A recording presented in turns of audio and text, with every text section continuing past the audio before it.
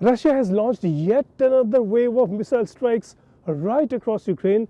This now is the new normal for Ukraine, but that does not make it any less agonizing for its people every time this happens, and it is happening very frequently now.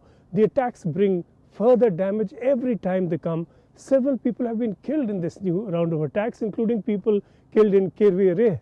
Once again, it is electricity and water supplies that have been the prime targets, though not the only targets. And these are, of course, going to create great disruption for people. Once again, the aim is clear. It is to deprive people of water and heating through the winter. This really is becoming a form of mass torture. The NATO chief has said that Russia is weaponizing winter, and that certainly appears to be the case whichever side you're on. Yet again, we see people coming out of their homes, crowding into the underground metro stations, taking shelter in basements, in buildings that are usually not heated, sitting there for hours on end, through the cold, through the dark. This is very, very difficult to go through, really.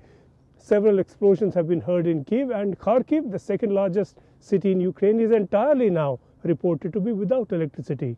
The position is very much worse along the east, which is also within shelling distance of the Russian forces, not just within range of its missiles.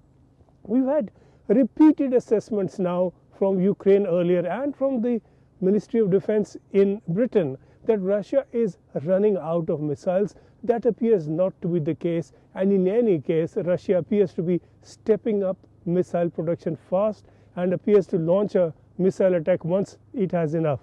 As production speeds up, we could well expect more and more such attacks, and all this comes with a warning from Zelensky that Russia is preparing a new ground offensive after all the setbacks it's had on the battlefield. The Russians have been beaten back, but clearly they're not letting go yet, and they may come back with yet another offensive, and the missile attacks that we are seeing could be a preparation for that.